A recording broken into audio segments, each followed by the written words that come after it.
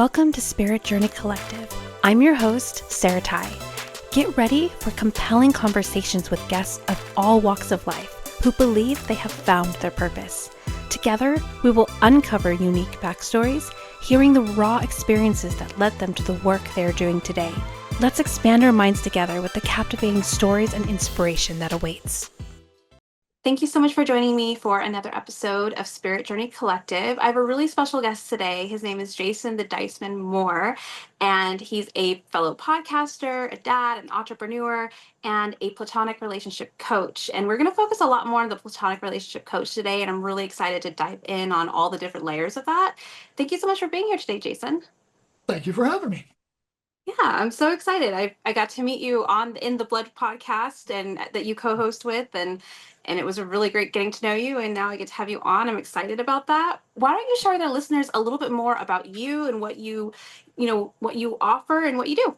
Okay. I'm a bit of an inventor, a little bit of somebody who likes to dabble in playing with different herbs, spices, ingredients, magic poofy stuff to make your pets feel better. um, my passions, being an entrepreneur, being a dad, that's a huge one for me. Being a platonic life coach and helping people get to where they want to be and fix relationships and fix themselves. Not that anybody is actually terminally broken, but we can all deal with a little tweaking. And one of my passions is just being the person that turns the knobs to tweak things going right. I love that. That's cool. I mean, it sounds like you kind of dabble in what lights you up in different ways, and so you're like, "Oh, this is exciting, and this is exciting, and this is important to me," and you kind of put your feelers out there, which I love that because some people think when it comes to purpose, it has to be like one thing, and it can be multifaceted. So, Right. yeah. Why don't you share a little bit about how you got to where you are in your life right now? Like how discovered being an entrepreneur and, being a platonic relationship coach. How did all of that unfold for you? Okay. Well, it started back in my path to becoming a coach started back in 2000. I bought a coffee shop and it became kind of like the local bar. People would come in and order their coffee and close up to the table, and I'd be doing my traditional washing the glasses, drying out the glass, and we'd be talking about their problems. And it grew from there. Um, my partner, my best mate, AC, we worked on each other together. Um, Another phenomenal coach, phenomenal human being. Um, we worked together to hone our skills. We practiced on each other as well as other people in our lives. And I know it became passion for him, but for me, it became this massive giving back, I guess. I had a pretty rough upbringing. I was a street kid for many, many years. Um, there's interviews out there about that. um, Out at Seven, I think it's called. So if anybody wants to search it out, it's called Out at Seven. It's another interview that tells about my backstory so everybody can see where this is culminating from. I found talking to people and talking to AC that I learned more about me, and it allowed me to be more, to build on my character, to become a better person today than I was yesterday. And that grew into, well, I can apply this to other people. I can help other people with this stuff. I took a bit of psychology back at U of T in Toronto in the late 80s. And I had a passion for it back then, lost it because of my addiction. And yeah, it culminated into a profound love of seeing people succeed, seeing people be better for themselves. That's amazing. I love how uh, your version, I mean, sorry, your story into coaching started at a coffee shop, and being like that. It's kind of like salons do it too. Like, if you talk to like a barber or like, I don't know about barbers, but at least like salons and women who do that, like they'll be like, yeah, people tell us their life stories all the time. It's like you become that friendly ear to whatever's going on. And so I like how that turned into, oh, hey, maybe I can actually do this with people one on one. And, and it, out of curiosity, when did you first become a coach? Probably 15 years ago-ish. Amazing. Because coaches were not really that big of a thing back then. It wasn't a position where people paid me to do it. It was, Okay. I would talk with people and, people have a problem and we go for coffee and we specifically go to one where people didn't know us and we'd talk and share and I'd help and I guess for them it was free. Yeah. So it's kind of like, so it started like a mentorship almost. Yeah, yeah, very much so. And then through podcasting and telling people what we were, we got clients and turned into Yeah. a really great life journey. And I see this over and over, but oftentimes, in our own personal journey, we get to a point where we realize that we've learned so much that now we actually have something we can give back and offer from what we've learned. And so it's like one of my favorite quotes is we teach what we most need to learn.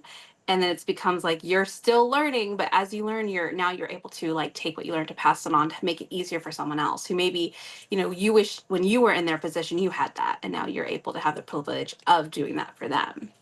Right.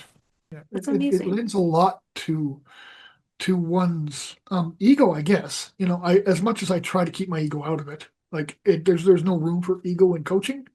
When you're sitting down with somebody and you have a conversation for a half hour, 45 minutes to an hour and a half, and you walk away and that person's better after the conversation because they're thinking clearer, because they feel better, because they're walking upright where when they first came in they're kind of slouched, kind of, oh well, this is my so in coaching, not only do I, talk and work through the problem, I also build them up. The reason for this is because you've got so much of blah. You Right. can give so much, and they walk out feeling prouder. And to me, that's the cat's ass. That's Yeah. No, and I wouldn't even say that that's ego. I mean, I like to say that my personal definition of like purpose or mission is it's something that lights you up. So like you enjoy doing it. You would do it for free if you could, kind of a thing. Like if you didn't have bills to pay and whatever else, right. and you can see the impact it's making. So it's like it basically kind of like recharges you because, Mhm. and so it's not like it's not like an ego thing. I feel like that's just more of like a passing it and paying it forward kind of a Right. thing. And I feel the same way like when I do my readings, and I don't even like to take credit for what comes through in my readings. I kind of just like to see myself as that vessel. But I get that same thing when people come to me and they're feeling lost or confused or they don't have the clarity, and then they leave with, okay, no, I have direction now.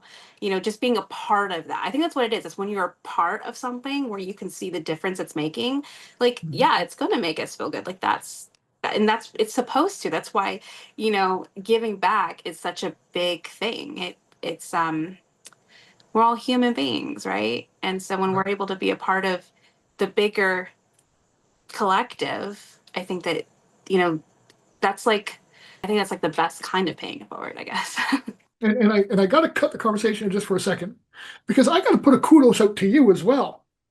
Going out, standing up for other people and their rights, and going to that collective, and making your voice heard along with all the others. Kudos to you. That is fantastic.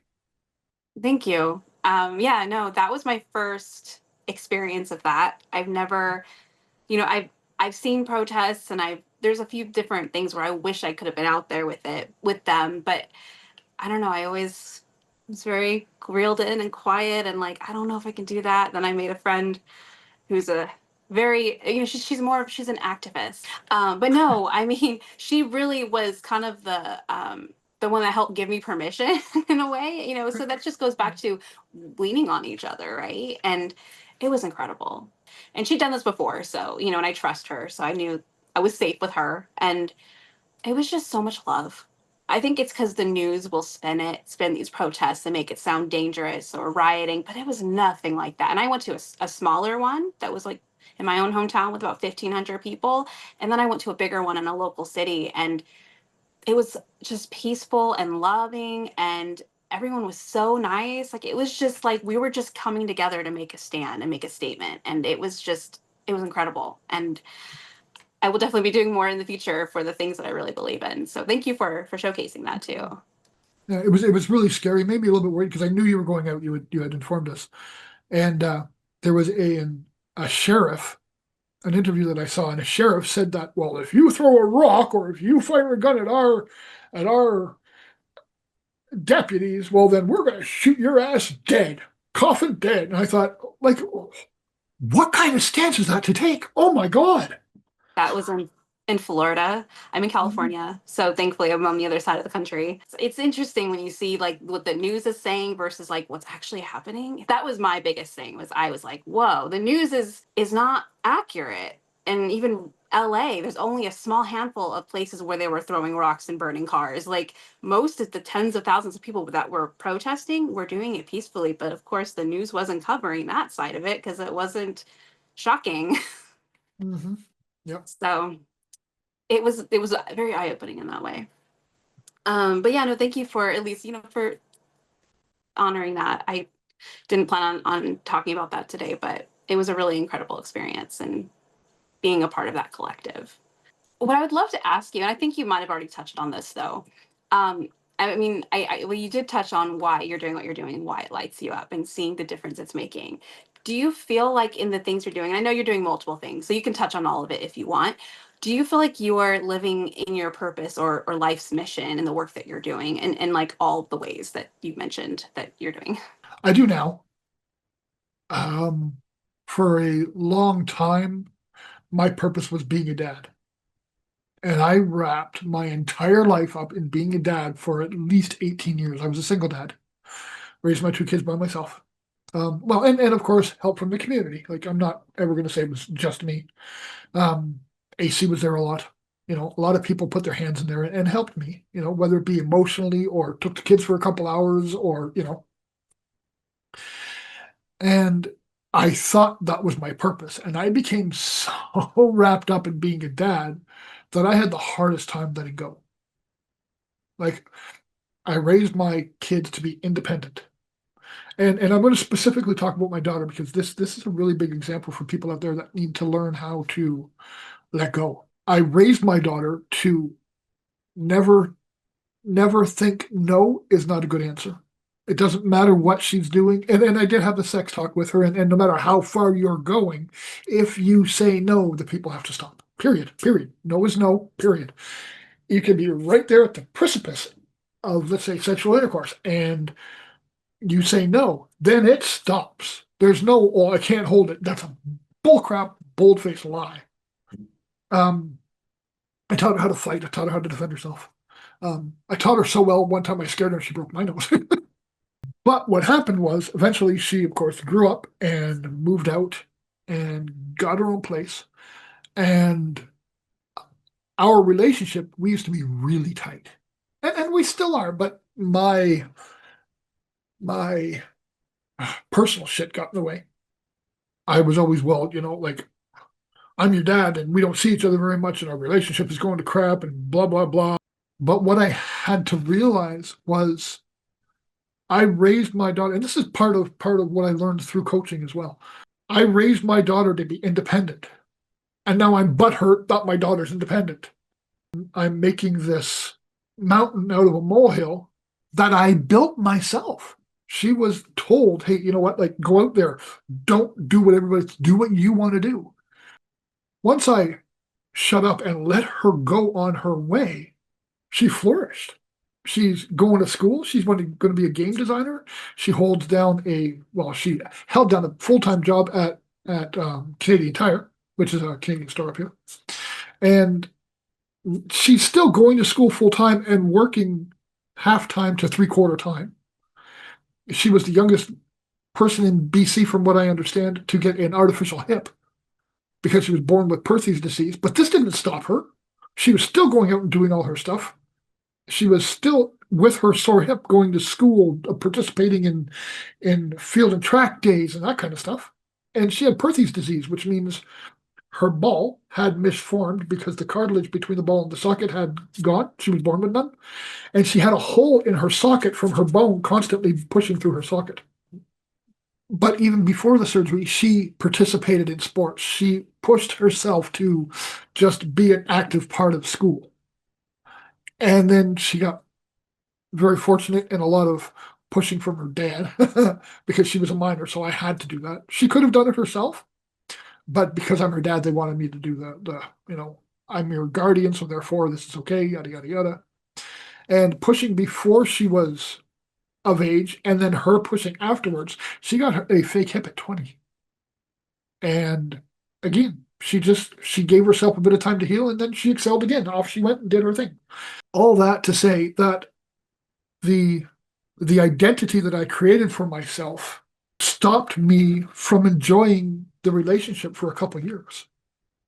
And once I let go of that, and I started focusing on something other than my kids, like my kids have been and always will be my main priority. But once I said, you know what? Why don't you grow up being me? Let your children be adults because they're in their 20s now. Hell, my daughter's 30. I'm really old. Once I started letting them live their lives and living mine, that's when I found my passions. One of my passions being helping people, talking to people, helping them work through crap, and allowing me to use my outside perspective. Because most people have a hard time seeing what the problem is because they're in the situation, their inside perspective. And once I started talking to people and started showing them that I'm looking at this from an outside perspective. So what I'm going to do is in our session, I'm going to remove you from your body and make you look at it from a different angle. And you and I will talk like you're the third person in the room. And therefore you can examine what's going on in your own life. And through that started developing a niche for myself about teaching people how to look inward and figure out whether they're projecting or if they're blaming out of appropriate reasons. And I found 90% of the time people project. They find fault in other people because they are so wound up in the emotion of their moment. They're hot, they're frustrated, they're aggravated. And when they're arguing with their partner, you can't see the reality of the situation, one, because you're in it, two, because you're heated. So when you're angry and you're talking to somebody and you say, well, you yelled at me because of this first, blah, blah, blah.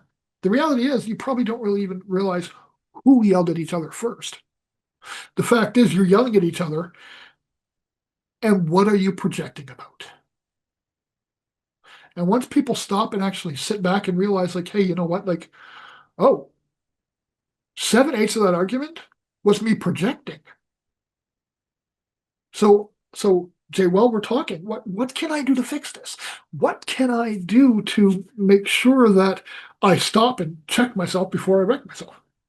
And then we have a conversation about progression and recognition and it's not blame. I'm not blaming you, or you shouldn't blame you because you have these outbursts. Just allow yourself to recognize it. Be the awesome person you are anyways, because everybody's an awesome person. They just have garbage that gets in the way to show that. So recognize that you're a great person, bad circumstance, and because you don't know how to deal with it properly, you get heated and then shit said. That's projection rather than fact. And then people sometimes, in their search for I have to be right, they judge the situation. They think they're being logical and accountable and making sure their lovely wife has an option to say something. They're judging their logic is based on fallacy. They're basing their logic, they're blaming somebody on something, but they're basing it on logic that is coming from their own emotions and they don't even realize it. And I think, and this is my opinion, I've been doing this for a little while now, and there's always opportunity to step back and stop the anger, start the calm. If you're angry, stop. When I was raising my children, and I know this is becoming a bit of a rant, and I'll stop in just a quick second, but when I was raising my kid, I never ever disciplined my children when I was angry. If I was angry, they went to their room until I calmed down. Then they came out and we would talk about what was going on. When my kids saw me angry, it was an act. I had to act angry. Why did you do that? You go up to your room. And I don't know how many times, like, as I've already stated, AC's been my best friend for 25 years. And he'd come over and my kids would do something that they weren't supposed to do. And Dylan, why did you do that? You get up to your room right now, blah, blah, blah, or go to the corner and think about what you did. And at one time, I actually spanked them on the bum. And I'd send them to the corner. And then after they go to the corner, they come out and we talk about what they did wrong.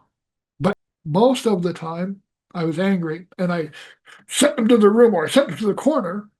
AC and I would laugh in the living room because, oh my God, did you see what he did? Oh my God, that was so funny. Because a lot of the time, what they did wrong, the way they did it was hilarious. But because I'm the dad and they have to learn right from wrong, I had to act angry and blah, blah, blah. Go to your room, blah, blah, blah. And then we'd laugh about what they did because I wasn't angry, but I had to be the disciplinarian. And I wouldn't do it when I was actually mad because I had a really big problem with violence. And I was a very violent person. And I would never hit my kids when I'm actually angry because that would get out of hand. And, always clothes on the bum, in the corner, then you come out afterwards and we talk. I would never do that now as a dad. My philosophy has totally changed, but back then I didn't know any better. I did the best I could. Sorry for my rant, but thank you. No, I love the backstory, and I think that it also really it shows what evolution looks like. And I mean, the first thing that came to me very early on, we were talking about your kind of identity crisis when you were, separating from letting your kids be independent for the first time and struggling with, well, wait, where do I fit in? Because this isn't where I don't know how to be a dad and you be independent at the same time. Like that's just something I don't understand. I want to first give you kudos for the self-awareness it took to start realizing, oh, wait a second, now I'm backtracking on what I've been teaching them. And it's because I feel like my identity is falling apart, is cracking. But, part of evolution is ego deaths, right? It's letting go of parts of us that weren't meant to, it served its purpose. And of course now you're a dad, but it's in a different capacity than it was, so it grew and it changed and evolved. And just the fact that you realize like, oh my gosh, this is harming my relationship. And not just that, but it was probably harming you. Like, you know what I mean? You probably were not in the best mind or headspace either due to it. So being able to catch yourself and change gears is huge. And I think, that's something that not everyone has. I mean, everyone has a capacity for it, but not everyone realizes it, and is able to shift gears. Especially, it sounds like you're able to do that in a couple of years, and sometimes that takes decades. Right. So, just wanted to honor that. And then when you went on to talk about, um, helping other people in platonic relationships, I love the focus that you take. I wrote some notes down so I can, touch on them. But like, I love how you focus on not the blame of what's going on, because it's never is about the blame. The blame is just the ego trying to be right or wrong. And when it comes to platonic relationships, or any relationships for that matter, it's about, you know connection and solution. And you can't find that if you're too busy pointing fingers. Right. And it's kind of funny because it is projection. And it's even funnier when you know better, when you're self-aware enough to start catching yourself, and then like in the moment you have to figure out how to stop the blame train, and that's hard too. Like as you were sharing about that, I was thinking of me and my daughter, and there's been times where we get caught up in the, well, you did this, well, no, you did this, and then you did this, and we're going back and forth, and I'm like, I notice, and it's so frustrating when I'm in it, I'm like, I notice that I'm not letting go, and I'm like, in my mind, I'm like, just let it go. It's not about that. It's about, talking about the actual issue or repair, right? But I'm so, I get caught up sometimes, and I'm like, and it's funny because when you know better, you know better. Right. And so it's just, but it was just such a great reminder that, yeah, it's not about the blame game. It's about connection, and how can we, and teaching, and especially if you're the parent, being like that, carving out the lesson in there. But you have to first be able to be self-aware enough to know what the purpose and focus should be, versus getting caught up in your own emotions, which is easier said than done, because projection is basically your own old wounds and triggers being poked at. And being able to discern that and then catch yourself is not easy. Sorry. Most times we're poking our own shit. It isn't the other person. Mm, We're poking our own stuff yeah. without even realizing it. It's 100% subconscious. Like Mhm. AC and I have had arguments in the past. My partner and I, we've had arguments in the past. My partner and I haven't had an argument for 3.5 years because one, the petty stuff, we don't let bother us. She gets a little bit annoyed one time and she'll walk and do a little bit of stomp in the living room and think, oh, well, fuck this, blah, blah, blah. So a couple minutes later, I'll look at her and say, okay, what did that have to do with? And she'll tell me straight up, there's no more bullshit, there's no more petty. Well, you took half your dishes and you left one on the coffee table, and it really pissed me off. Oh, shit, I'm sorry. Okay, I will do better on that. Next time, just let me know and I'll move it because you shouldn't have to put up with that crap. I wouldn't do it from you, I would tell you. So absolutely.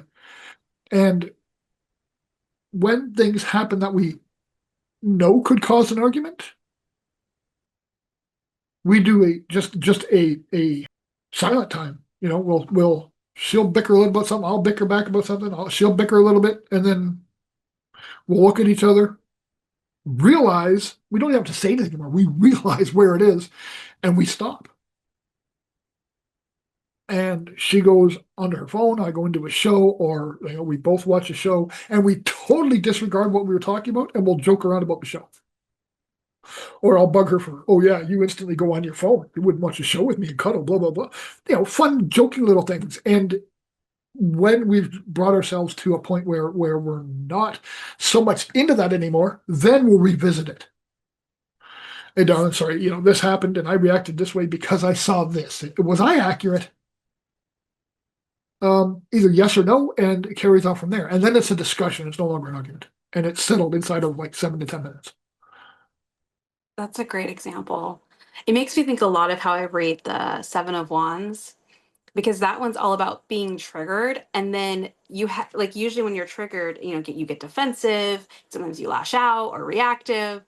And what the invitation of the Seven of Wands is to take a moment to check in with yourself, because either A, you're reacting to something that happened in your past that this person is mirroring to you without meaning to. Are you talking like a trauma response? Yeah, exactly. Okay. Where, so it's like the trigger isn't even like they're not poking it on purpose. They're just, it's like wrong place, wrong time, but it's poking your trigger like it happened, whatever it was that happened, in the past, it feels like it's happening now. So that's where the reaction and defensive comes from.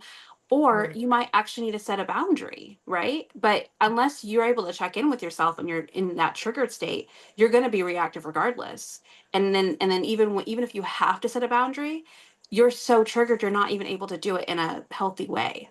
So the whole invitation around the Seven of Wands is being able to be like, oh my goodness, I need to step away and I need to sit with myself and figure out, does this person deserve my like all this stuff coming up that I'm about to release and like lash out at them? Are they actually part of the problem? Like, is it actually something I need to fix, or is it something I need to go heal? And they're just wrong place, wrong time kind of a thing. Or maybe, depending on how you look at it, right place, right time, because they're marrying to you something you need to heal. I mean, depending on how you see that. I don't set a lot of boundaries, only because I deal with situations in the moment. If you and I are out for coffee and you do something that irks me, in the moment right there, I will let you know. Hey, just so you know, this bothers me. I prefer, I don't know what it is. Just when we're talking, let's say you haven't done this, but I'm just going to give you an example. I was trying to make a statement and you cut me off 4 times. What I'd like you to do, if you don't mind, is take a moment, let me finish what I'm saying. If it only happens 1 or 2 times during our conversation, it doesn't bother me. But if you've done it 4 times. So what I'd like to ask you is, while we were talking, let me finish my statement. And then you can come in with your rebuttals, but follow my full statement, because 2/3 of your questions would have been answered had I finished the statement. And I put it in the moment, so I don't have to set those boundaries, because I don't let people get there. AC is my best friend, my compadre. I love the man more than a brother. And I never have to set boundaries with him, because in the moment, if I have an issue with what he does, I tell him. Dude, Yeah. that kind of bothered me, man. Pay attention. And I never go into something thinking I'm going to fix everything. When we have a conversation, the first thing I say is, okay, I understand what your problem is. What do you need from me? Do you need me to listen? Do you need me to shut up and you yell at me? Or do you want conversation back and forth? Are you looking for a couple opinions afterwards? And with us, opinion is just that. If we have an idea of something that might help you or make something in your life a bit easier or whatever, we'll give you our opinion. If you use none of it and you throw it in the garbage, that's perfectly fine. We don't have any expectations with it. If you use 2/3 of it and throw 1/3 of it away, that's perfectly fine as well. It's not having any expectations. Therefore, the need for boundaries isn't there because I tell you what I need during our interactions. If you Yeah. do something when I'm not there, I'll do the same thing. I'll let you know, hey, listen, you know what? You said this and you acted this way when I wasn't there. That's kind of bitchy. I'd prefer if you didn't do that. Or if you do have an issue, come to me. So yeah, boundaries are for me. There are times that I set them, but most of the time I really don't need them because I guide what I need during the conversation. Yeah. Yeah, I know that's great because that's like the difference between making a request and setting a boundary. And usually if you're, if it's a healthy relationship, then the request is all you need because the Mhm. person's going to respect you and that's that. I think the boundaries is more for like so that's a great point. So when I speak to that card, I might switch it to make a request because boundaries are they're so hard, like like line in the sand. Right. And whereas a request is just first making it known your feelings about something and then making a request. Right. Boundaries is more like it's more like when you've made the request and nothing's changing and now you have to say, "Hey, I've already told you that this really is something that I'm not okay with and if you can keep doing it if you want to, but I'm going to remove myself from the equation if you continue to save Sure. my peace." And yeah, that's definitely like, I think I'm glad you mentioned that because I do think that boundary boundaries can be weaponized nowadays and Right. people don't understand like it's not a I'm going to make you do this or even jumping straight to boundaries can be harmful if you don't even have the chance to just make the request first because when you come in so hard without even having the person has no idea that this even bothered them. Now you're coming in with like a hammer and they're like, wait, huh, I didn't even know. And but Right. making that request actually it's I think it's respectful on both sides. um so I'm actually really glad that you brought that up because it's making that request first. So yeah, so coming back to that card, it's deciding if you need to make a request and speak to something versus lash out. I think that that's a better way to start because boundaries can be so they're there for a reason and they matter when you have to set them, but you don't have to jump straight there. Right. And for me, I think more people weaponize their boundaries than accommodate them. If somebody keeps breaking something that I've requested, I don't set a boundary. I cut them out. You're obviously not friend enough to respect me, and then you come back at me and blame me because I broke a boundary. You didn't tell me anything for 15 times. If I was doing something 15 times I bothered you, and now you're angry at me because I broke a boundary, all you did was set me up for failure. Yeah. So how can we have a cohesive relationship if that's what you're doing? No, if I'm bothering you, tell me in the moment. We can talk through it and move forward. I do that with everybody in my life. I don't have anybody in my life that I have boundaries with. I lend certain people certain tools, and people that I can't trust have a limited relationship and they don't get opportunity to borrow those tools. So there's no boundary set. Well, if you're going to borrow my tool, do this, do that, do this. No. If you're going to borrow my tool, I trust you. If it gets broken because of natural use, whatever, you're not going to be abusive with it. I don't have to set out those boundaries. And I'm just using a tool because it's an inanimate object. Yeah. But if I can set that boundary and say, hey, when you pull down the saw, make sure the guard's down. Make sure it's stable. Make sure if you don't know enough to do that, then I shouldn't even talk to you about borrowing my tools. And Right. it's the same thing because we Yeah. have personal toolboxes, right? And if Yeah. you want to help somebody and lend them your tool to get something, make sure you're not putting them in a position that they'll fail. Right. That's your responsibility, not theirs. This is such a great point because yeah, I do feel like in the world of boundaries, they're needed. Like I went from being completely boundaryless to now my boundaries are more, I don't have to, just like for same that you said, I don't have people in my life that I have to set hard boundaries with. Mhm. And it's because now those that I had to obviously didn't respect me, and there's a reason why they're no longer there, you Right. know?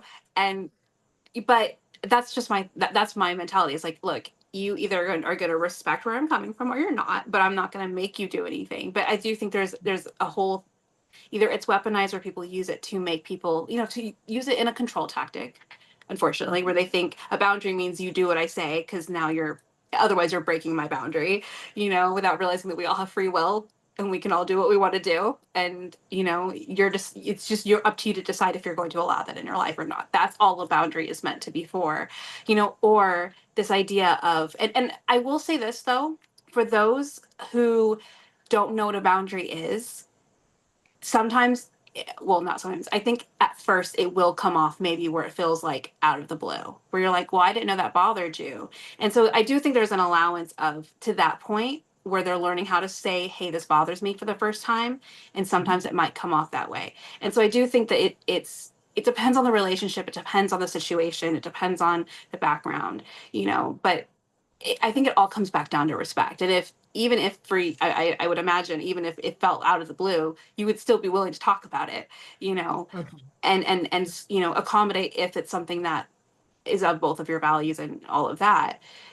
I think that that's the difference versus those that like don't care about your boundaries, even if you come in hard with that, like, hey, this is an accumulation, it's been bothering me, I'm finally brave enough to speak up, and they're like, oh, that's a you problem, and they don't stop, then it's, that's more of a, oh, I'm going to step away now. You know what I mean? But I think so. I Mhm. think that there's just so many different areas of that. But I do love this idea of learning how to first start with the request, because I think that that's just a softer way to initiate. Hey, this is a problem before it has to become like a, I'm setting a boundary, because I do think that there's that. There can be that first step first. Not everyone wants to talk about their situation or life questions out loud, and that's okay. That's why my email tarot readings are a perfect fit for the inward seekers, the ones who feel deeply, process everything, and don't always have the words or the energy for a live session.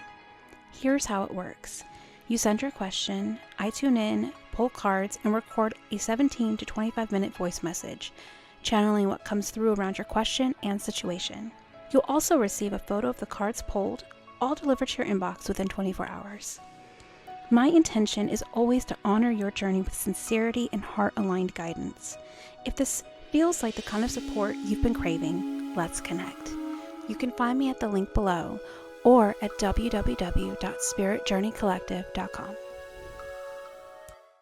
And just to bookmark what you were saying, recognizing all that kind of stuff, like you were saying, is absolutely correct. But it's also owning. It's never a you problem. And that AC and I use it in joking. I use it very commonly. And oh well, that sounds like a you problem. When we're answering a response or something, or we're joking around about it. But the reality is, it's never a you problem. It's an us problem. Because if it affects me, it's going to affect you. Right. There's no I in there. There's a Y, an O, a U, an M, and an E. There's no I. Yeah. So it can never be a one-sided problem. Yeah. And if both parties are not willing to talk, well, that's why 70% of our relationships or marriages end in divorce, Mm, because somebody's not willing to talk. yeah. It's not And proponent to males, it's not proponent to females, it's not because somebody didn't have anger management or something. Well, okay, no, that can be a case. But in the example I'm using, it's more a, what am I willing to own? Because if you don't own your side of the problem, and I absolutely detest when somebody says, well, maybe it's my fault because I didn't set a boundary. No, it's never your fault. If one party's doing something and somebody's doing something else, and party A does something that bothers you and you don't tell them, at that point, yes, that's a you problem because you didn't share it. It couldn't be fixed. You have no right getting mad at a person because you didn't share it. You could have mentioned it on very early and then casually talked about it. And I think that's one of the biggest problems in our society today. When it comes to communication and breaking down personal responsibility. AC and I have a fantastic relationship. I absolutely, like I said, I say many times because he's my favorite person in the world. We have arguments. We are human beings. We're not at a level where we're intimate, so we can't know each other like that because there's no physical contact in that sense, right? And we have arguments, we've had arguments, we'll probably have more arguments in the past, in the future. But we'll always recognize where we came from. And it may not be for like 2 or 3 weeks down the road. But if we're at fault, 99% of the time, we'll say to the other, yeah, I did this. I was there. I thought you were one, I was the other. And then we'll just talk about it. How we one time we separated for like 8 months, I think it was. We didn't have word one to each other. There was a big blowout. And one day I picked up the phone and I said, "You in the mood to talk?" And at the time he said, "No, give me a couple days. I got some shit going on." Okay, fine. So he called me back a couple days later and we talked for a couple hours, put everything on the table, recognized where one faltered and the other didn't, or vice versa. And I think that's what everybody should do. Everybody should put themselves in a position where they have an opportunity to keep something that's great. If you have a relationship with somebody, do the work. You can't sit on the couch and hope to God she likes the same shows and likes the same flavor popcorn you do, and your life's going to be fucking candy floss and apple farts. It's not going to happen. You got to work. You got to learn each other. You got to fix yourself. I 100% agree with that. But you have to learn each other, or there can never be progress. Because if you don't know what you need to do to make somebody else's life a little bit easier, whether it's platonic or love, it doesn't matter. That relationship is not going to progress. Yeah, Sorry. absolutely. No, I mean, 100% to all of that because I think it's kind of, it's first, it starts with you, right? Doing your own work and that self-awareness and being able to, I mean, I can totally attest to the whole, if you didn't say anything, even if it's something that bothers you, when you do eventually make the request or set the boundary, you have to own the fact you didn't say anything. You have to, because they don't know what they don't know. And I can totally understand why someone wouldn't say something right away because that's me. I mean, in my own relationships, it's funny because like platonic ones, it's a lot easier for me to speak up, but like romantically, and I think it's just I have my own stuff, but I'll hold it in because I don't want to rock the boat. But then, you do that and it builds up and then eventually it explodes. And so, It becomes contempt. yes. And so what I've learned, and so even now when that does happen, which I'm working on not having it happen so often, but when it does happen with my current partner, I'll let him know like, hey, I'll usually start off with, I know I probably should have said something sooner.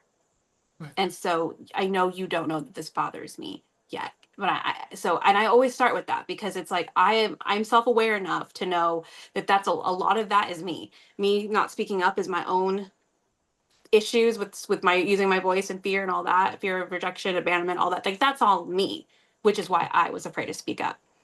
But now that I am speaking up, now I'm now it's his turn to show up for me. So that way we can work through it and work past it. But yeah, even if whatever he was doing wasn't okay, it's like if he doesn't know it's not okay, I haven't made it known to him that this is something that's really bothering me. How is he going to fix it? Like if you don't know, you can't do anything different. So, yeah, I love that you speak to that because it's accountability on both sides. It's being able to hear the person and have enough respect for them to make a change and effort, and it's also being willing to own like where you're coming from. Like even if it's the first time you are saying something, maybe you're in the moment and you're saying, "Hey, this bothers me." There usually is also a component of where did that even start for yourself that maybe you can even take a look at. Like, why does this bother me? Right. That actually was going to be my next question to you. I was going to ask you if or rather, now that you're in a position where you're starting to speak up, do you find it's also helping with personal, your owning of your stuff as well? Yeah, I think it's interesting because I do feel like that's always been something I've been pretty good at. I mean, not always, but over the several last several years with my own healing, like I've really learned how to take that personal accountability. So I think that Mhm. that's always been there. Um, I think it's just more realizing because when I was doing my own healing and I was already starting to pick up that personal accountability, um, I wasn't in a relationship. So I didn't have to have that, that wasn't part of it. So Okay. it was interesting when I finally was in a relationship. It took a lot to get to that point though, where I could start speaking up because for me, it's more of the internalization where I blame myself and then realizing like, oh wait, no, my needs matter. It's okay that I speak up. you know he will show up for me if he's as good of a person as I know he is. You know what I mean? Like starting to trust, and I think it's a trust too, is trusting the other person with that kind of vulnerability. But yeah, taking ownership I think is just kind of its own other journey that I've been on. I think for me the biggest part is with my daughter is learning how to do that in those heated moments, like where you find yourself projecting. Like that's more where like I'm really happy. I feel like that, if anything else, has helped me in all my other relationships with ownership. It's not even my romantic one. It's the journey I've had with my daughter of, learning how to both deal with my own triggers and difficult situations and repair and take ownership. So it's definitely, I feel like that's been the one that's helped me with ownership as a whole than my romantic one. Yeah. Yeah, I found projection was a main component in a lot of my past relationships, Yeah. romantic relationships. And at one point I took an 8-year sabbatical from relationships and I Yeah. worked on me. I was a dad, my kids were young. I had to be there for me and be there for them. Because if I was allowing myself to go down that whirlwind of toilet swirl garbage in relationships, I wasn't going to be anything for my kids, and I was going to show my kids that. What kind of lesson is that? So I cut myself off. I didn't have a physical relationship. I allowed myself to grow. I identified what was wrong with me, including stuff I've carried over. Like when I stopped my addiction, I stopped being an addict. I don't agree with AA 100%. I believe it's a good first step. But when I quit being an addict, I literally quit being an addict. I'm no longer an addict. I haven't been an addict for 30 years. And I applied that philosophy to when I cut myself off from relationships because the projection becomes a habit. Mhm. It becomes habitual. And if I didn't treat that the same way, I was never going to get out of it. So first thing was owning my crap and remembering that I have the willpower to stop it. So I dealt with my garbage for 8 years and I took a lot of what I learned in psychology and what I read about psychology and in school, and I internalized it and I made it a functioning map for helping people. Because 90% of what I do in coaching, I did to myself in those 8 years that I was single. Mhm.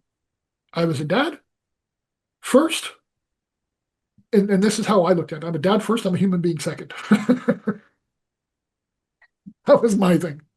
So as long as my kids are psychologically okay and they're fed and they're happy and they know where home is, now I can concentrate on taking care of me.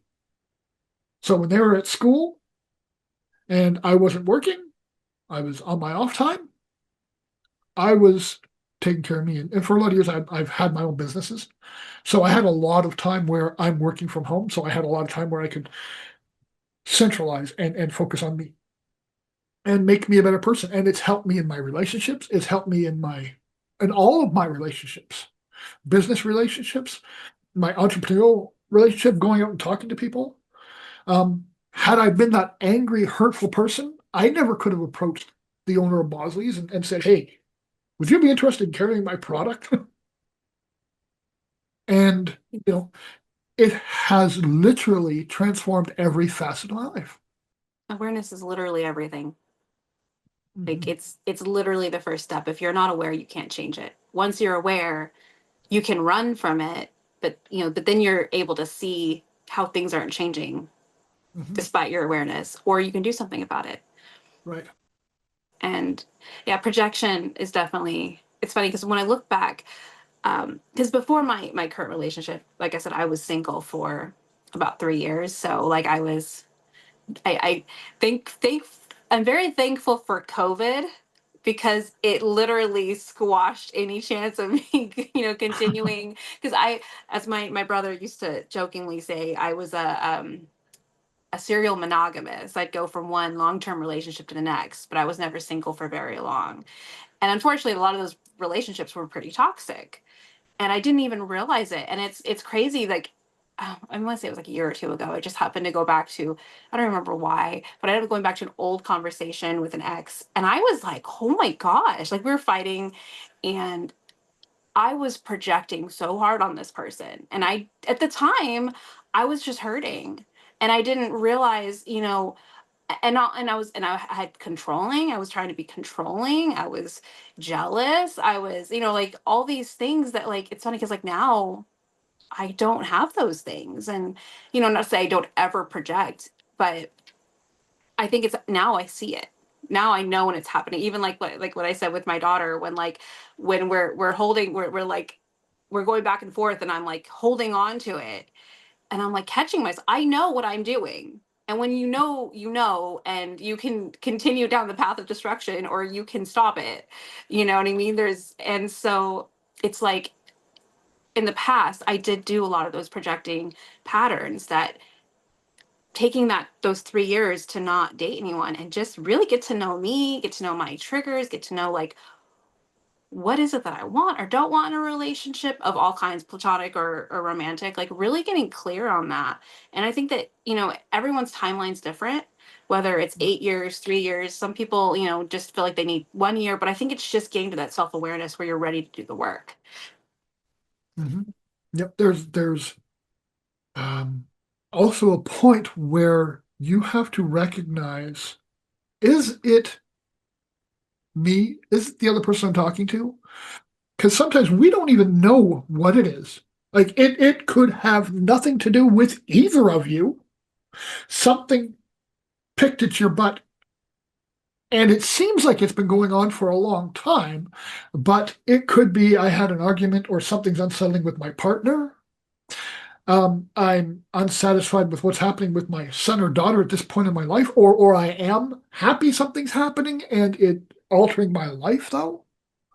I could have been in the mall and somebody treated me a certain way, and this happened for like 4 days. I met four assholes in the mall and they did this.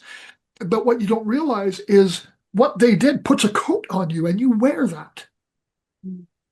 And when somebody else that you're close to does something, well, all of a sudden, because they're safe, you know they're going to be there, bam, you're the problem. I'm going to take it out on you. But it really had nothing to do with that person. It could have 100%. been a component from somewhere else in your life that's not even related to anything you're doing.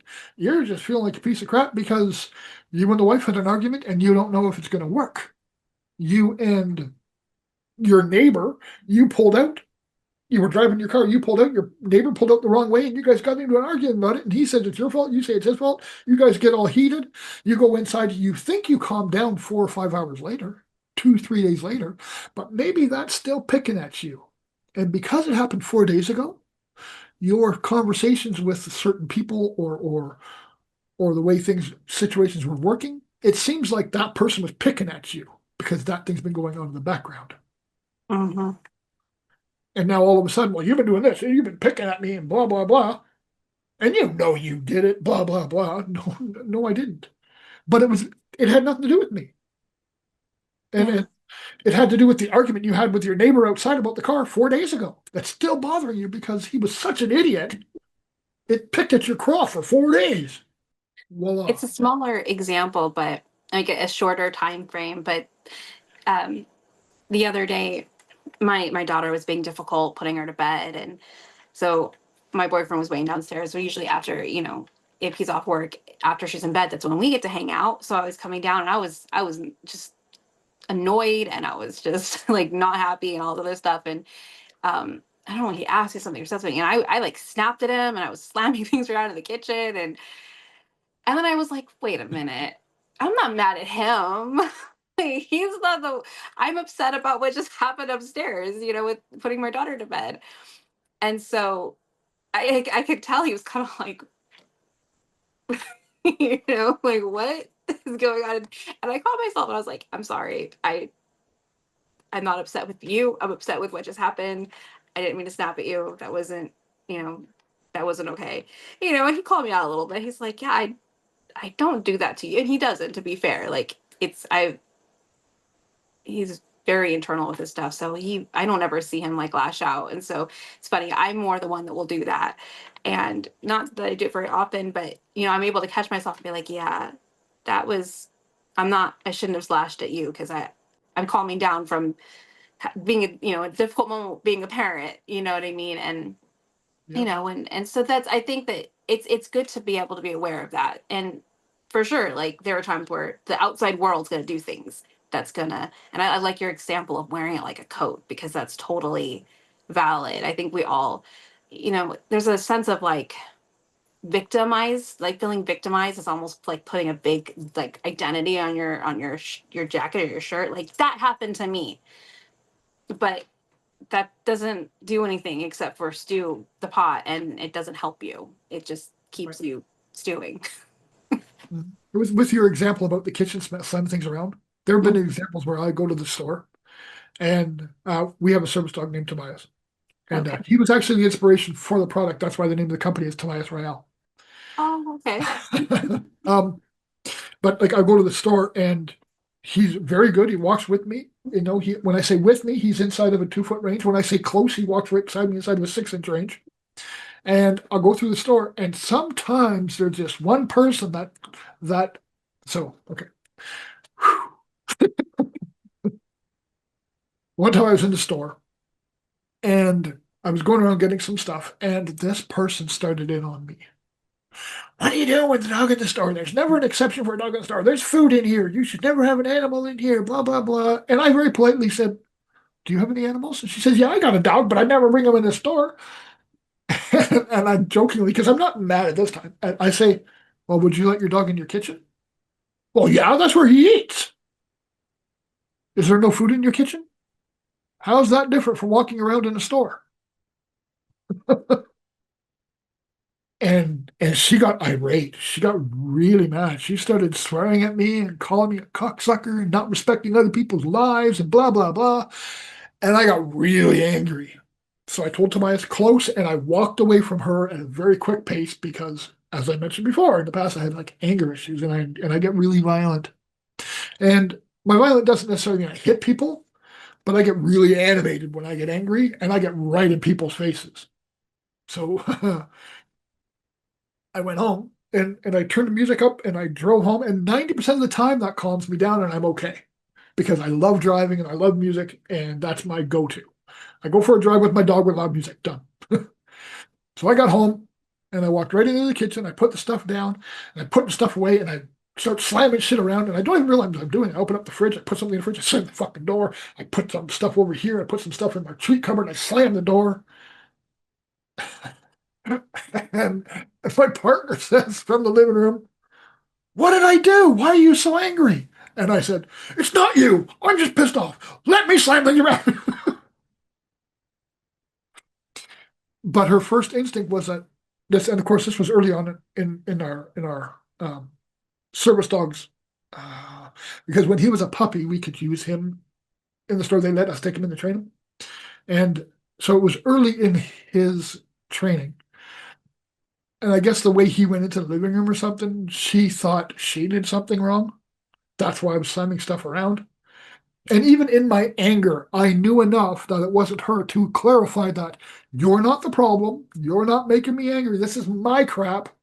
And then I told her about the scenario once I put everything away and I calmed down a bit. I wasn't going to talk to her while I was still angry because it's not her crap. She doesn't need to deal with that. She has a right to know what went on, but she doesn't need to deal with my anger. So I told her I'm going to take a couple minutes. I'm going to go downstairs and watch some videos and do some work. And that was while I was still developing my uh, medicinal ointment. Nothing was made yet. It was all still in development. So I went downstairs. I worked for a couple hours. I went back upstairs and I told her what happened. It wasn't her problem. And a lot of people, sorry, the reason I went through that convoluted story was because a lot of people will, in the moment that they're angry, pick something that their partner did when they say, well, what did I do? And say, you did this. And then it turns into a blame game. And it's by reaction, not by thought. And again, there's another problem where people start getting angry, and like I said, your example about slamming things around in the kitchen gave me the perfect lead into this. Because even in that moment, if you're not in the habit of doing self-actualization, you're going to respond when somebody says, what did I do? You're going to want to naturally come up with an answer for that question. And 90% of the time, that answer is going to be, well, you put your shoes on the wrong side of the mat. That really pissed me off when I came in. It wasn't the shoes. It was the person at the store. Oh, that's a great example and a great thing to be mindful of, for those listening, because I think we all have those moments. We all come across people who, whether it directly or indirectly upsets us or offends us, and what are we going to do with it?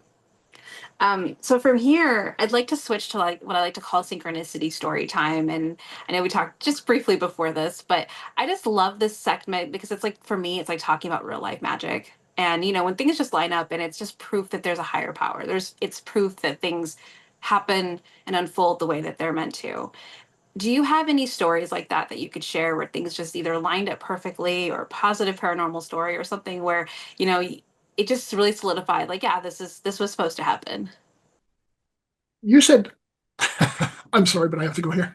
You said it proves that there's a higher power. That's the way I like to look at it. Yeah. Um, can you explain to me what you mean by higher power, just so I don't want to take something out of context? Oh yeah, no, so for me, it's like when you think about everything happening for a reason, I feel like there's a divine. Okay, well, I guess let me backtrack a little bit.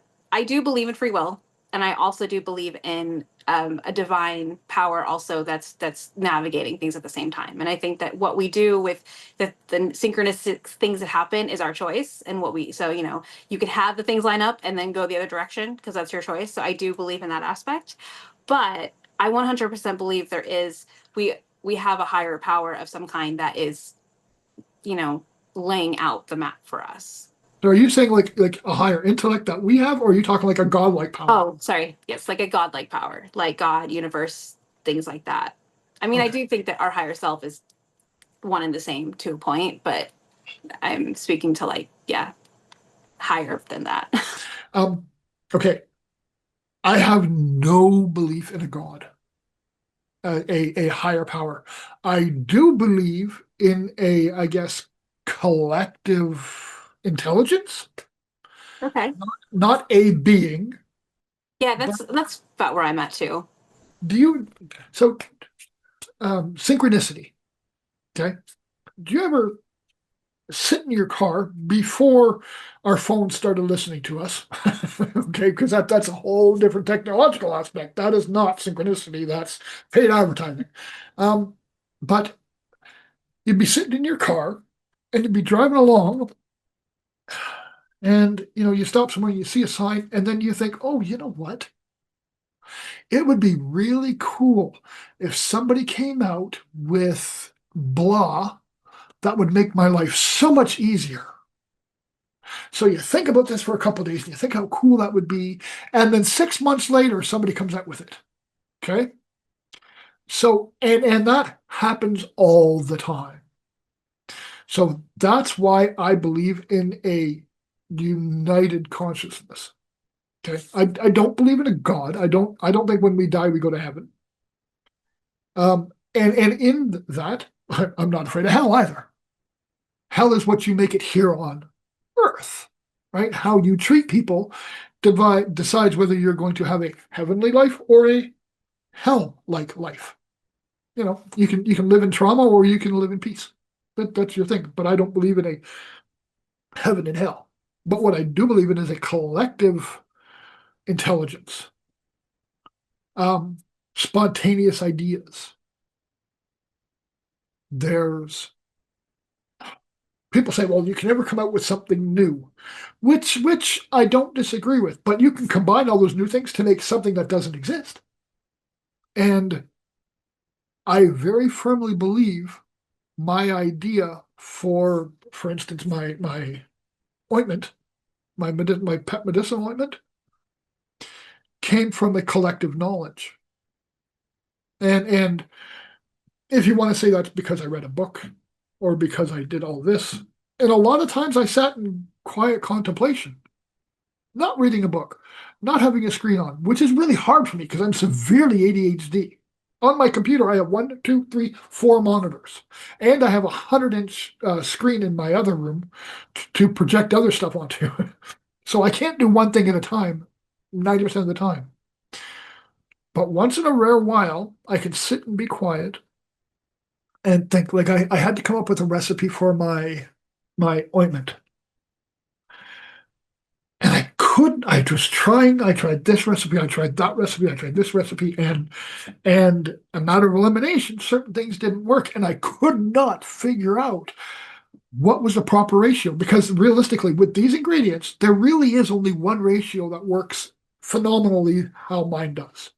If you put too much vitamin E in it, it doesn't work. If you put too much vitamin D3 in it, it absolutely ruins it. If you heat it too much, it breaks your hemp seed oil, so it has no medicinal properties. And I literally had to shut everything off. I have a couch in the other room, and I quieted everything. And I can do this maybe once every 6 months because my head's so busy. And I sat for hours in quiet contemplation, making stuff in my head. Okay, if I cooked this and this happened, then that wasn't working. That was too much of this was too much of that. That was too hot, so I have to bring it down. What kind of temperature do I need? Okay, the first thing I need to do is find out what kind of temperature I'm doing, so on and so forth. But that came through quiet contemplation, through everything I read on the internet. But I also believe that there's a little bit of that collective consciousness that put into it, that created a synchronicity with everything else that has been done by me and other people, and it fed to the knowledge I already had. Because in that contemplation, I came up with my recipe. And from there, it went astronomical. I have people buying my dog formula stuff for their personal human bodies. So all the things I did, all the things I've learned brought me to a point. And then, sorry, the big catalyst to this was I got a dog. And I never got a dog before because with me, I always saw a dog as loss. Because I have friends and I don't mourn death like most people do. When people pass, it doesn't affect me. I don't cry. I don't get sad. I don't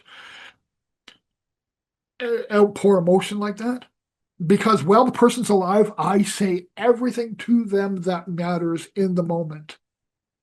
Like with you, I appreciate you. I really love who you are. I love how you bring out the best in other people in your podcast. I've watched quite a few of them, and what you do for people is phenomenal, and I respect you so much. Because what I do is I tell people while I'm alive. Like, as you know how I feel about AC. If AC died tomorrow, I would not shed a tear. Because he knows exactly how I feel right now, how much I love him, and how much he is respected and admired. So what is there to cry about? Am I going to cry because I can't go for coffee with him? He lives in Calgary. I can't go for coffee with him anyways. I show him how much I love him and how much I care about him now. So with that, the reason I told that story was because When I got a dog and I started training him to be a service dog for my partner, I absolutely changed my philosophy on animals. I fell in love with this dog. My problem is I don't think I could ever truly let him know how much he means to me and how much he's done for us.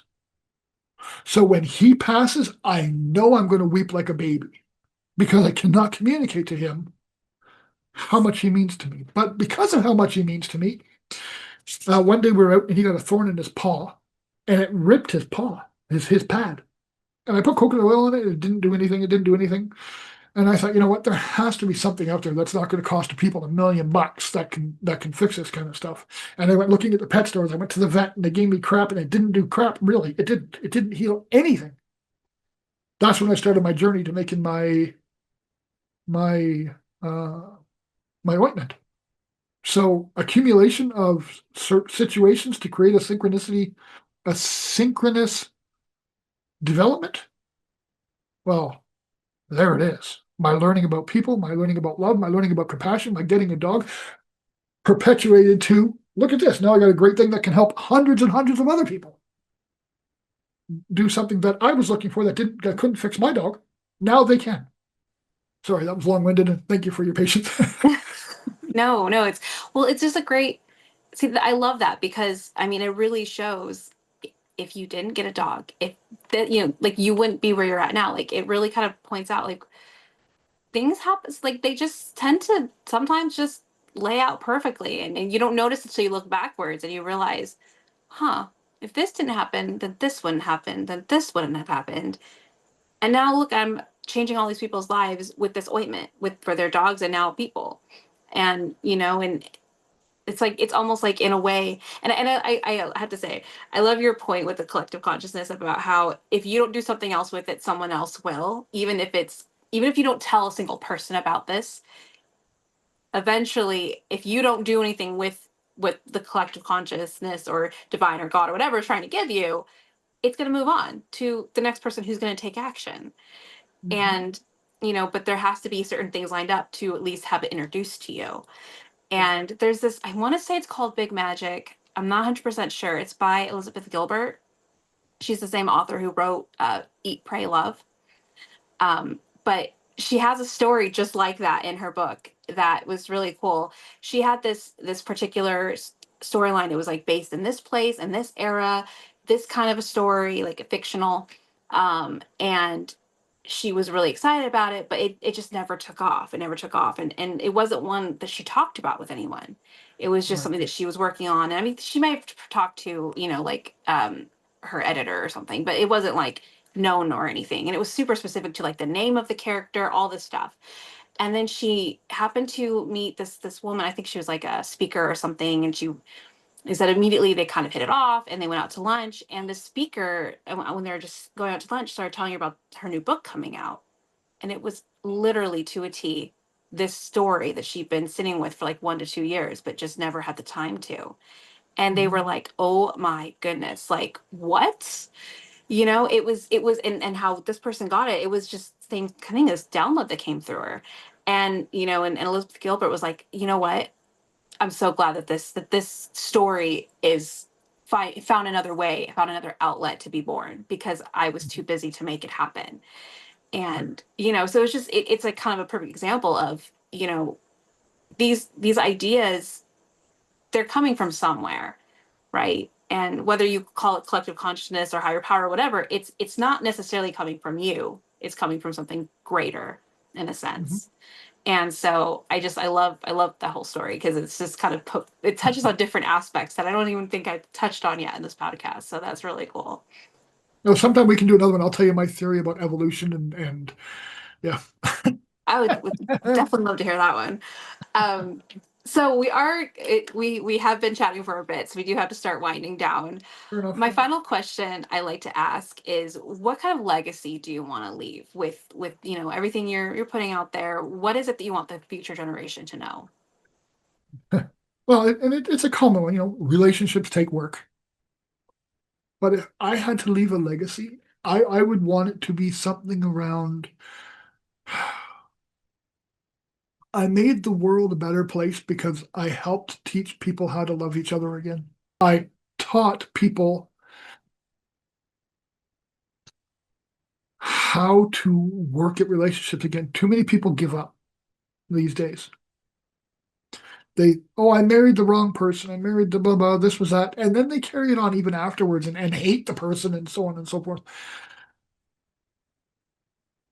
If I was privileged enough to touch that person at the right time in their life, and because of something I talked to them about and I helped them through their relationship, that person that is right for them that they didn't realize and threw away, they never had to do that.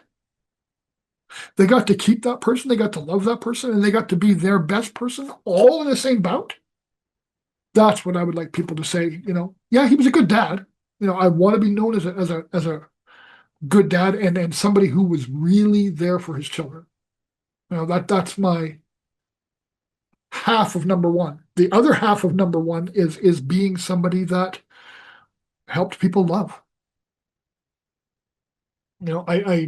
I personally don't agree with marriage. I don't need a piece of paper to tell my wife how much I care about her. I call my partner my wife. She's my ride or die. I'm going to spend the rest of my life with this woman, but I want to help other people get there. I want other people to be able to say, hey, you know what, Jay, listen, I got a relationship. When we first met, my partner and I were inseparable. We got along for so well and blah, blah, blah. And now it's 10 years and I think we're going to get divorced. Can you help me? To me, that's the biggest privilege anybody could ever give me. Because maybe I can't. Maybe one party just doesn't want to work on it anymore and is having too much fun with somebody else at the moment, so they don't want to fix it. But what I can give whatever partner comes to me, male or female, or whatever gender they come to me with, and they're having a problem with their partner, to be privileged enough to have my words listened to teach people how to love again. Not just, we've become a disposable society. They make DVD players and Blu-ray players that are they sold for $60 because you're meant to buy another one when it breaks, not get it fixed. Same with cars. You're meant to buy another one, not to fix your old one. You keep it fixing for as long as you can so you can drive it, but eventually you're supposed to buy another one. Keep a car for 60 years? Are you crazy? Well, why not? Fix the car. Pardon me. Fix the car you love. Fix yourself so you can be that car for somebody else. I want to teach people to hug themselves and love themselves and then be able to transfer that to somebody else. That's what I want to do. That's a really beautiful legacy. And I think that honestly, when it comes down to it, love is all that matters. And I like that analogy with the car and also with our society. I mean, I do think there wasn't a place in time where staying in a relationship just because you had to wasn't healthy. And and I think it bred a lot of abuse in that. Yes. And people felt trapped. So that part, but what I'm hearing you saying is if it's not abusive and there is love for each other, why, do what you can before you call it quits. Like really try. And I think, I think most of the time it is possible, but I think it's also society will say, oh, well, it sounds like it's just that they're the problems. It is really quick. We do like that instant gratification. Mm-hmm. There's less putting in the work for things because why put in the work when you can find somebody else quicker or, find a quick solution quicker. Mm-hmm. And so, but relationships, there is no quick fix. It's, you have to both be 2 feet in. And so I think being able to teach that, and then also be able to honor if one partner isn't doing the work, being able to honor the one that is and say, hey, maybe, this isn't going to work because the other person isn't in on it with you, but at least giving them space to try to know what's possible and then know their worth if the other person can't meet them and then know what to look for next time. I love that message that you're putting out there. Well, yeah, and you still gave that other person an opportunity. You still helped that other person heal. So in their next relationship, they can do that extra work. Yeah. that maybe the next person's the right person. At least now they'll know. Right. Yeah. So if our listeners want to work with you, either go buy that ointment that you have, if they want to purchase that for their pet or they want to use it for themselves, or if they want to work with you as a coach, how can they find you? I'm on Facebook. I don't do Instagram. I don't do X. Yeah, pretty much Facebook or TobiasRoyale1 at gmail.com. Those are Okay. my emails, and people can get a hold of me and send me a message if they want to, or yeah, if they want to connect as a coach, send me an email. Let me know. Look me up on Facebook. You'll see me standing there like this with a black shirt on. Perfect. I'll be sure to put all that in the show notes. I'll put your email and your Facebook link so they can find you easily. And thank you. I honestly feel like we could just keep talking. So we do have to put an end Yep. to it. But I've really, really enjoyed our conversation and enjoyed your perspective on things and all the wisdom that you brought here today. Can I say one more thing? Yeah, absolutely. In all of this, I want you also to sit back. Look at what you've done for people. Look at your joyous attitude. Look at the fun you bring to people. Look at how you help people with your readings. Not everybody believes in it, and that's okay. But you're making a difference. You're really trying to help people. And I absolutely love your heart. You are a beautiful person. You are so giving. The man you're with right now, he best be knowing how lucky he is. Because he's really got a gem. Keep doing what you're doing. And thank you very much for doing it. Oh my gosh, you're gonna make me cry. Thank you. That No problem. no, that really means a lot because everything I do is for everyone else. So I mean, it's for me too. Mhm. It's like my podcast. This is a labor of love. I really, really love being able to talk to people. It's funny. I never really realized how much because I'm not. It's funny if you were to meet me outside my podcast. I am more on the shyer side. I am more like less likely to just go up and engage in conversation. But in this space, I get to be an extrovert for an hour, and I get Okay, fair to, enough.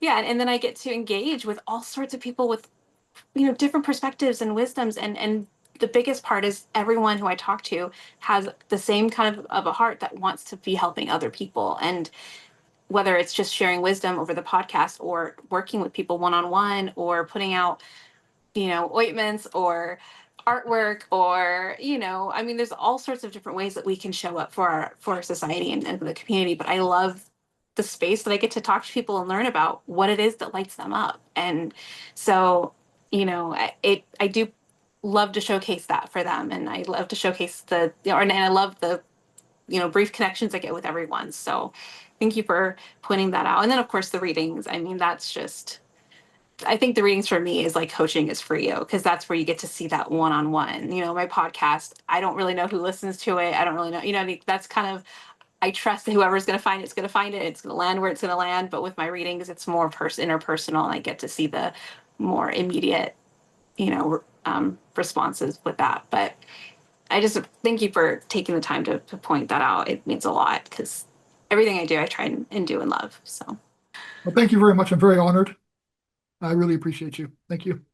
Thank you for joining me on another inspiring episode. Remember, your purpose is a unique and unfolding path. I hope these conversations have ignited a spark within you. Until next time, keep exploring, growing, and embracing the beautiful adventure of connecting with your purpose. Stay tuned for more meaningful conversations. If you're wanting more, consider joining our free Facebook community called Spirit Journey Collective, your haven for spiritual exploration and personal growth. Dive into a supportive community where sharing spiritual experiences is encouraged. Unlock the power of intuition, embark on a journey of self-discovery, and connect with like-minded souls. If this sounds like a community you'd love to plug into, the link is in the show notes below. If you enjoyed the episode today, don't forget to like, share, and subscribe. And thank you for joining me on this journey.